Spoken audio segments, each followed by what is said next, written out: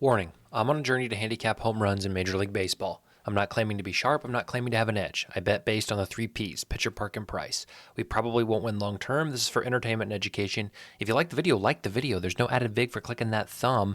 You guys have been doing well. I haven't been reading that warning, but you guys continue to just habitually smash that like button, baby. I don't know why, but thank you. Thank you. Maybe this is why. Because you guys know, one time out of a few weeks, I'm gonna hit some. I'm gonna win some bets. And yesterday was that day. Now, we have had a very cold streak. We have had 2 weeks of just nosediving. And naturally, when I back off in terms of actual units wagered, when I say, look, guys, I'm just going to give you leans, I'm going to play promos, I'm going to slow down because this variance is horrible. We're on a nosedive. I lay off. Woo! It goes right back up. Now, thankfully, I can show something for it. We'll talk about that in a second. But officially, it's not going to be tracked. So I gave out 41 plays yesterday in 15 games, just less than 3 home run hitters a game, which 41 sounds like a lot, but across 15 games, under 3 guys hit home run every game. That's pretty good. That's just over 1 guy a team. If you would have bet 0.1 units on all of my plays yesterday, you would have came up about 3.5 units. We had 11 wins at an average odds of plus 600. We hit Josh Naylor at 800 and Aaron Judge at 275. And the fortunate thing for me, the unfortunate thing for this channel and for tracking and for things of that nature is later in the day, like I'm talking like 4 or 5 o'clock, I got an alert from this app. It's called Better. It's not good. It's like a price picks type of an app. It's like an underdog. That kind of a thing. Some of you have heard of it maybe. I just use it for the promotions and the discounts only. And they were offering home run insurance. Bet a home run, get insurance back, win or lose. And so I picked 2 guys that I liked yesterday, Ryan O'Hearn and Riley Green, and they both hit. So, it would be awesome if I could just tack this on to my wins, my official plays, and, slice our negative units. But we can't because I didn't give it out. Although they were suggested, that's okay. Just know that it was a good day for me, even though I laid off or I haven't been playing. So these were our wins yesterday: Ramirez, O'Hearn, Judge, Riley Green, Ryan McMahon, Royce Lewis, Jose Altuve, Josh Naylor, Polanco Tellez, and Willie Adames. So, golly, it feels good to finally put some winners on the page. Let's chat about this though, because we've been kind of skipping over this. Mainly due to the fact that we haven't had official plays, so this number has not moved. Down here, our Park Plus rating, our green plays are just under 3, our yellow plays are about 2, and our red plays are under 2. So again, we're doing a good job of directing attention to games where home runs should be plentiful and not. I'm thankful for that. But when I look at my total units up and down, I have to just say to myself, did I jump ship too early? Did I overbet when it was cold, right? Like I'm trying to navigate these waters. You guys have been patient. But what I want to point your attention to is the blue is the parlays. We've lost 8 units doing parlays, and we are down 13 units, which means if we just never bet any parlays, we'd be down 5 units on straights over, 12, 13, 14 weeks.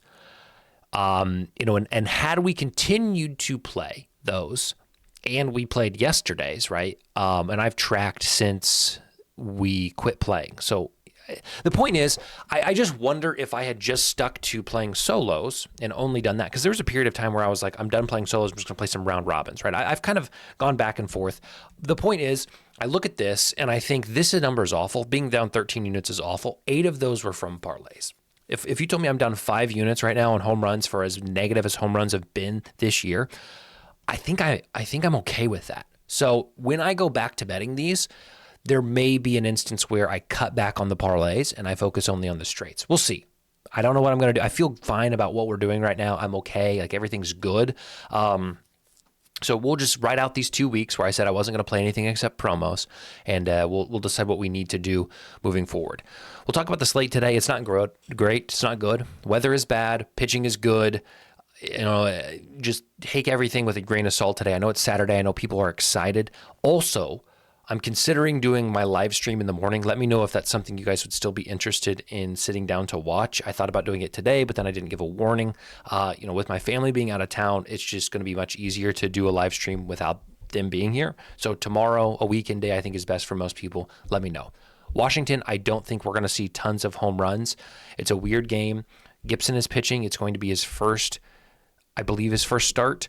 He's a left-hander. Washington has a lot of left-handers. I don't like lefty-on-lefty matchups. Trevor Williams is a righty. He's pitching for Washington. I don't think Miami matches up well against him. I don't have any suggestions for this game. The weather's not great. I would just avoid it. The only thing that makes me question it is Valentin Bellozo could pitch for Miami, at least for a few innings. He's a righty, and he's one of the worst pitchers at allowing just meatballs, just easy pitches to slam, and Washington has lefties who could take advantage of that. So if there's any home runs in this game, my prediction is that it's on his watch, but they haven't confirmed pitcher, so I'm avoiding it. Game in Detroit, I think, is very good in a perspective of left-handed batters. I've given you 4 that I like, and then I've written down 5 that I also like. Because not only do they match up well pitching-wise, park-wise, their prices are good. Ellie De La Cruz hit one last night. He's 6-1. Will Benson at 800 is a very good price. Kerry Carpenter 460. Riley Green 560. I don't even hate TJ Friedel, Jake Fraley, Gavin Lux, Parker Meadows, and Colt Keith. Do what you want with this game, but I think that's where you need to look. Game in Chicago is red for me. Check weather closer to game time. Part of this red does deal with weather, but also with pitching. If I had to do anything or look anywhere, it would be to Cubs left-handed batters. Michael Busch at 700. Cal Tucker is not at 700 on profit. Maybe he is. Double check. I don't think Cal Tucker's actually, it may have been a typo or an error. I don't think he's 700 profit X. That doesn't look right. I think he's in the 400 or 500s. Bottom line is this. I think prices for left-handed batters are good, and that's the only place I would look. If you had to go with anybody for the Pirates, Andrew McCutchen is where I would swing. Baltimore, not great conditions. You might get some home runs in this one, but I don't love the idea of getting many. I've said that before, and the Texas Rangers went on and hit 6 alone. I get it. We're not perfect. Jordan Westburg at 510 is the place with value, but again, this is going to be a common sentiment in this video that the slate is pretty mediocre. It's not a good for the middle of June. It does not look good out there. Game in Texas. You guys hate Corey Seager, but is Corey Seager never going to hit another home run? He's in a slump. There's no denying that. He's had maybe 3 hits since his return from injury, 3 weeks ago. So that's not good. He's hitting about once a week since his return. That's horrible, seeing that he's playing every night and having four bats every night. But, is Corey Seager never going to hit a home run for the rest of the game? And if there's a time that he's going to get back on the saddle, I think it's this game and this matchup. So take that as you will. I'm not going to put it down as a lean. I'm scared too, guys. I mean, don't point a finger at me. I'm scared too, but I'm just saying, if I had to bet Corey Seager out of a slump, I think today's the day. Josh Smith, 8-1. He hit one last night. I think that price is fine. I don't love this game overall. Second part of the slate, we got Philly. I think it's a good spot for them against Bowden Francis. The conditions, though, are not great. Toronto right-handed batters do have some value against Sanchez today, who's pitching for Philadelphia.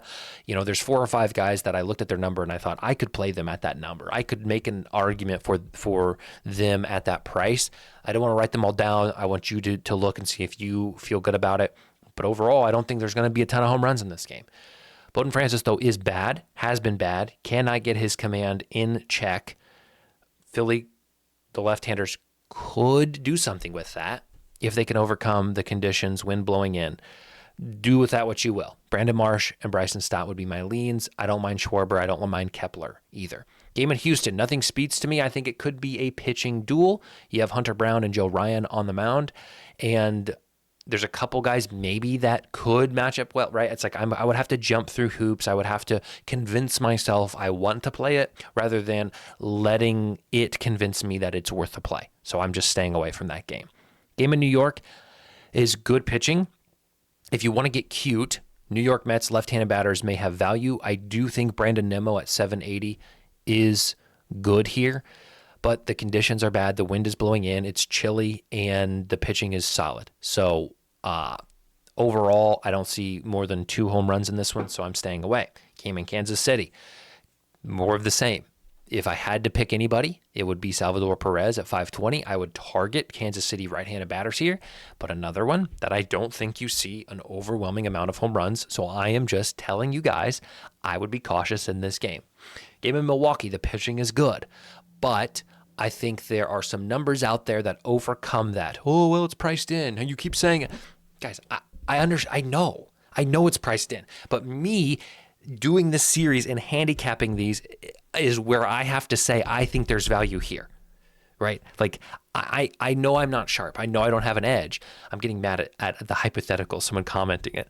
I'm acknowledging those things, but also if I don't want to test that, then this series matters nothing, right? I'm not guaranteeing you I have an edge, but this is a journey to see where I have strengths and weaknesses. What I'm saying is, I think the prices of a lot of these batters overcome the good pitching. I think that while it may be priced in, I think there still could be some value. If you give me Christian Yelich in this matchup, I think he hits a home run, 1 out of 8 games, right? Like, that's all he needs to do to make money on this bet. So take that as you will. Contreras brothers are facing off today. You want to get cute? You want to do nothing in terms of handicapping? You just want to play a weird narrative? Just parlay the Contreras brothers. Go long, right? William and Wilson. I'm not doing that. I do think that Wilson has a better matchup today in the game. That's for St. Louis. Pedro Baez at 8-1, I think is a very good price against Quintana. Christian Yelich, like I said, and Bryce Turang. Guys, come on. Bryce Turang at 18-1 on Profit X? Who's seeding that under? Who's out there saying, no way Bryce Turang goes yard tonight? I'll give people 18-1 on it. Come on. 18-1? Might be worth a sprinkle. It's just saying. Game in Atlanta, if I had to target anybody, it would be Atlanta left-handed batters, but I'm not moved. Nothing looks great. Nothing jumps off. I'm not going to force it. Game in Boston, we have an interesting situation. Carlos Rodon and Hunter Dobbins both pitched in the series not too long ago, a week ago. Carlos Rodon probably had his worst outing of the year in that game. Boston was able to get on him and get on him well. What do I do with that information? Because Hunter Dobbins was kind of the same. I think the conditions, the situation, I actually give Rodon more credit in this matchup. I think Rodon comes back better. I think Rodon understands the situation. I think he understands who he pitched what to, and he's going to be able to bring something to the table that he did not bring last Sunday. That being said, you may find value. I'm avoiding this game. The conditions are poor. It's going to be mid-50s. Wind is blowing in, high pressure. It's just not a conducive environment for the home run. If you want to try to find somebody here, if you want to take the side of, oh, wow, they just saw him and they had success against him, I'm going to run it back, but I don't blame you at all. If that's the way you want to play it, trust yourself. You know better how to spend your money than I do. I'm just saying, if this is my money, which it is, I'm going to stay away. I don't feel confident enough in that repeat narrative. Game in Arizona, if I played anybody, it would be San Diego left-handed batters. This one's interesting because San Diego's pitcher has had 2 starts in the majors, 5 innings in both, and looked stellar, looked solid. Zach Gallen, you're paying for a name here. Again, I've talked about this. Sometimes I think that these names overwhelm you have an unknown guy and a known guy, but the known guy in Zach Gallen has not been who he historically was. I think the advantage, I think the value is on San Diego here because I think it's deceiving in, oh, nobody knows this pitcher versus Zach Gallen. Okay, we got to go Zach Gallen here. Bottom line is this. I would play San Diego left-handed batters. I don't like Arizona's matchup against San Diego. And I think there's value in San Diego's first 5 money line at plus 140-ish. I may figure out a way to work it into a bet. It's not going to be an official play. I don't tail it if you don't like it, that kind of thing. But that's what I'm saying. Gavin Sheets is an official lean. Game in Seattle, I would target Seattle left-handed batters, Cal Raleigh, J.P. Crawford. Jose Ramirez at 540 would be my only lean for Cleveland. Again, I said this last time, I think George Kirby is to be feared, at least so far this season. Somebody commented he's been horrible. He had 3 starts at that time, and he had 1 bad game, 2 really good games. So, you look at it and you say 3 home runs and 3 starts. Wow, George Kirby's given up a home run a game. Well, he gave up 3. This is what I talked about yesterday with averages versus the distribution. He's giving up 3 in 1 game. He didn't have it that day. The other 2 days he had it. So 66% of the time, 2 out of 3 starts that George Kirby has had, he's been lights out. You want to bet into that? Sure. If you like the matchup, you like certain other things, go for it. But I am not going to. Bottom line, I like Seattle here. And then finally, the game in LA is frustrating because it's probably the best conditions of an outdoor game today in terms of conducive to home runs, conduciveness, conduction to the home run, but the pitching, Clayton Kershaw and Landon Rope. I actually lean in favor of the Giants, and specifically their right-handed batters. If you want to look for value there, go for that. I don't really like LA tonight. So I'm staying off of it. Let's talk official plays. So it's kind of weird today. I'm giving you the actual screenshot. Maybe that helps. Maybe it doesn't. I think it looks better in some ways than an Excel spreadsheet. So we'll start here with FanDuel. They are offering a boost builder. This is, understand this is like purely recreational. This is purely for fun. I do think you are getting value on this because it is quite literally doubling the odds. So any juice that they add, I think we make up for in this. But this is incredibly volatile, right? I hit one though this year when I was on vacation. We talked about it. If you've watched all these videos, just taking my home run hitters and converting those into hits. So do I expect this to hit? Not at all. This needs to hit 1 out of every 90 times to break even. Today could be the day, right? But just understand this is how I'm doing. I don't need you to tail this. If you want to tail a version of this, that's fine. Kerry Carpenter, Kyle Tucker, Bryson Stott, Jordan Westbrook, Francisco Lindor, Harris, Garcia, Cronenworth, Crawford, and Fitzgerald would be my plays. Oh, Garcia, you didn't have Garcia on your home run hitters? Sure. I liked him to get a hit today. I liked his matchup, but I just don't think in this park he has what it takes to consistently crank them out. What is with me saying cranking? Okay, I had a comment yesterday. It's actually hilarious. But I like him to get a hit today. If Garcia is the only one that loses, please somebody build this and just leave Garcia out. Play everything else. I think we'll talk. Point is, I'm playing this. Then we have on DraftKings the same thing.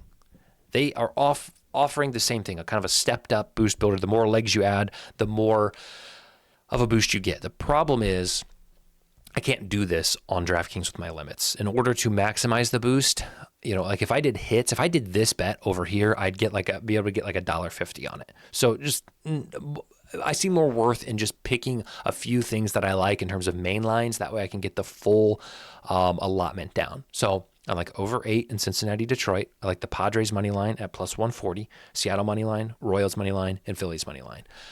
And we'll play that for 0.1 units, both of these 0.1 units, and we'll be on our way. If both of these hit, I believe we break even for the year. We're even on the year. They're both not going to hit, right? Let's just be realistic here. But these are the official plays. Again, we're the home run official plays, guys. I'm taking a 2-week break. I'm only playing promos for 2 weeks because I haven't been doing well. I need to recenter myself. I need to refocus. I need to ground my body. I got a couple videos coming out. We're going to be talking about some things. So if you don't mind watching those, maybe you can find some value there. Love you guys. See you tomorrow. Live stream tomorrow if you guys want to watch. We'll shoot for about a 9 o'clock start, roughly. See you then.